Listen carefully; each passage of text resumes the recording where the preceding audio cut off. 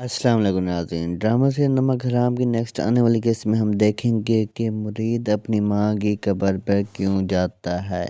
اور اسما کے ساتھ کیا ہوتا ہے، اور اسما مرید سے کیوں کہہ رہی ہوتی ہے کہ میں نے اپنا رشتہ نبھانے کے لیے سب کچھ کیا ہے، اور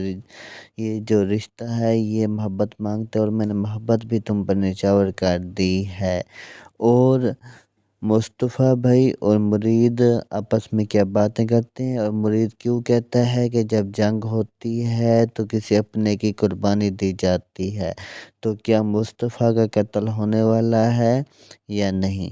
یہ سب جاننے کے لیے میری اس ویڈیو کو آخر تک دیکھیں اور میرے اس چینل کو سبسکرائب کر دیں اور ساتھ میں بیل آئیکن کا بٹن بھی پریس کر دیں۔ تو ناظرین، ڈرامہ سے نمک حرام کی نیکسٹ آنے والی قسط میں ہم دیکھیں گے کہ مرید اپنی ماں کی قبر پہ جاتا ہے اور کہہ رہا ہوتا ہے کہ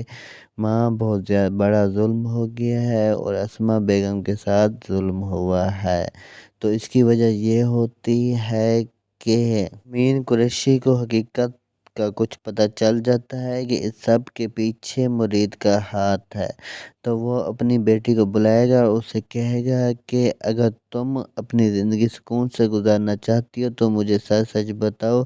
لیکن اسما نہیں بتائے گی، جس پر امین قریشی اسما کے ساتھ زبردستی کرے گا، اسے تھپڑ مارے گا، جس پر مرید بہت زیادہ غصے میں ہوتا ہے اور وہ امین قریشی سے اس کا بدلہ لے گا۔ دوسری طرف اسما جب مرید کے پاس آتی ہے تو مرید سے کہتی ہے کہ میں نے اپنا رشتہ نبھانے کے لیے سب کچھ کیا ہے اور جو کچھ میں کر سکتی تھی وہ بھی کیا ہے، کیونکہ یہ جو رشتہ ہوتا ہے یہ محبت مانگتا ہے اور میں نے تمہارے لیے اپنی محبت وقف کر دی ہے، اس لیے میں اب چاہتی ہوں کہ تم بابا کے ساتھ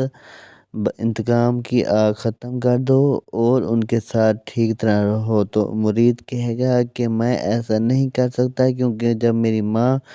نے خودکشی کی تھی تو اس وقت میں نے اپنے آپ سے وعدہ کیا تھا کہ امین قریشی سے میں اس کا بدلہ لوں گا اور ایسا لوں گا کہ وہ ساری زندگی یاد رکھے گا۔ دوسری طرف مصطفیٰ اور مرید کی ملاقات ہوتی ہے تو مرید اس سے کہتا ہے کہ تم اپنا خیال کرو، تو مصطفیٰ کہے گا کہ مجھے کچھ نہیں ہو سکتا، جس پر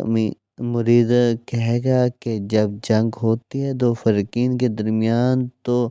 قربانی دی جاتی ہے کسی اپنے قربانی کی، پھر جنگ کا فیصلہ ہوتا ہے،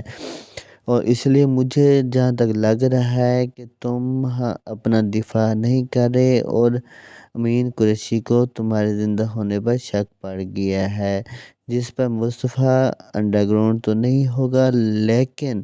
وہ اپنے آپ کو بچانے کی کوشش کرے گا۔ دوسری طرف ارسل کی ماں امین قریشی سے کہتی ہے کہ میں ارسل کو سائیڈ پہ نہیں بھیجوں گی ہائی وے والی پر، کیونکہ وہاں پر اس کی جان کو خطرہ ہے،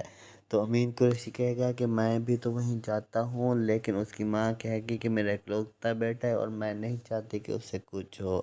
اور وہ ارسل سے بھی کہہ دے گی کہ وہ نہ جائے۔ ایمل بھی اپنی کوشش پوری کرے گی کہ وہ کسی طرح اسما یا مرید سے راز اگلوا سکے، لیکن وہ ایسا نہیں کر سکتی۔